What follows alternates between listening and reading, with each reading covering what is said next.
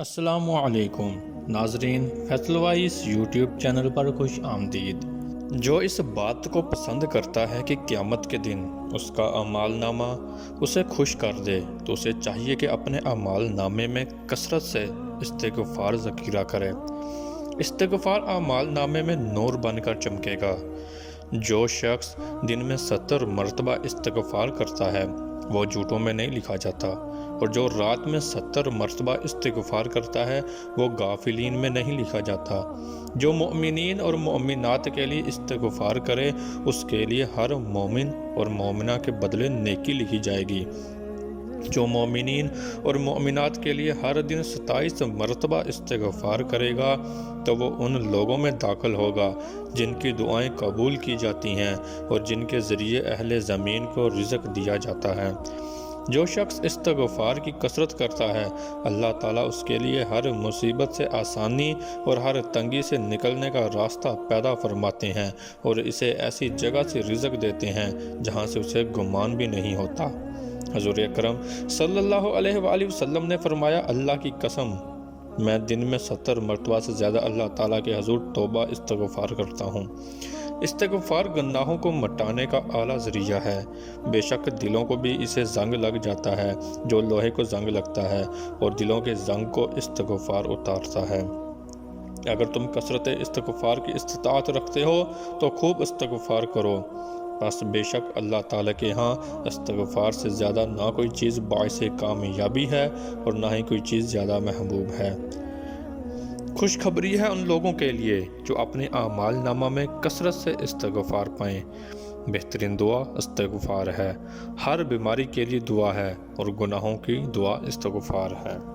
جو بھی مرد عورت دن میں 70 مرتبہ استغفار کرتے ہیں اللہ تعالیٰ ان کے 700 گناہ ضرور بخش دیتے ہیں، اور بے شک برباد ہوئے وہ میرے مرد عورت جو دن و رات میں 700 سے زیادہ گناہ کرتے ہیں۔ جس بندے کا اعمال نامہ سورج غروب ہوتے وقت استغفار پر بند ہو، یعنی دن کے کرامن کاتبین اس کا آخری عمل استغفار لکھیں تو اس دن میں اس کے باقی گناہ بھی مٹا دیے جاتے ہیں۔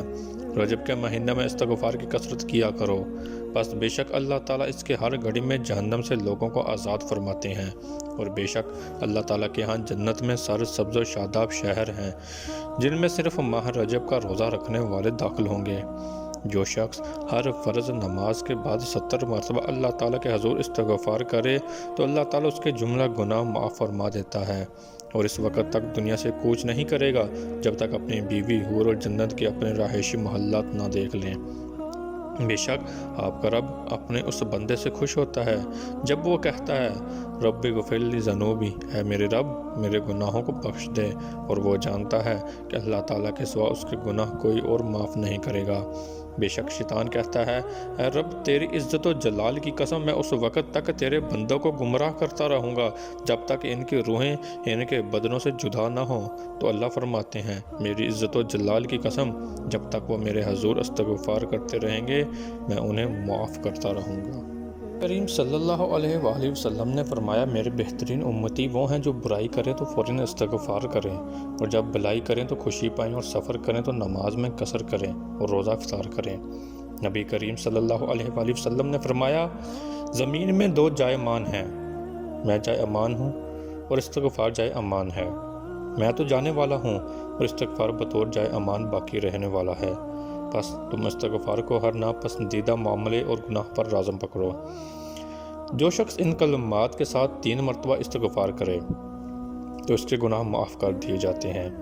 استغفر اللہ العظیم الذی لا الہ الا هو الحی القیوم واتوب الیہ۔ اگرچہ وہ میدان جنگ سے کیوں نہ بھاگا ہو، یعنی میدان جنگ سے پیٹ پھیرنا اکبر الکبائر میں سے ہے، وہ بھی اس استغفار سے معاف ہو جاتا ہے، تو باقی کبائر اور صغائر کی معافی تو بطریق اولا امید کی جا سکتی ہے۔ کیا میں تمہیں تمہاری بیماری اور علاج کے بارے میں نہ بتاؤں؟ سن لو، گناہ تمہاری بیماری ہے اور استغفار تمہارا علاج۔ جو شخص سبحان اللہ و بحمدی اور استغفر اللہ و اتوب الیہ کا ورد کرتا ہے تو یہ کلمات اس طرح لکھ دیے جاتے ہیں جسے اس نے پڑھنے یہاں تک کہ پڑھنے والا اللہ تعالیٰ کے ہاں پہنچ جاتا ہے، اور کلمات ایسے ہی محفوظ رکھے رہتے ہیں جس طرح اس نے پڑھے تھے۔ ناظرین، ہماری آج کی ویڈیو آپ کو کیسی لگی؟ لائک اور کمنٹ کر کے ضرور بتائیے گا۔ ملتے ہیں اپنی اگلی نئی ویڈیو میں، تب تک اپنا بہت سارا خیال رکھیے گا۔ اللہ حافظ۔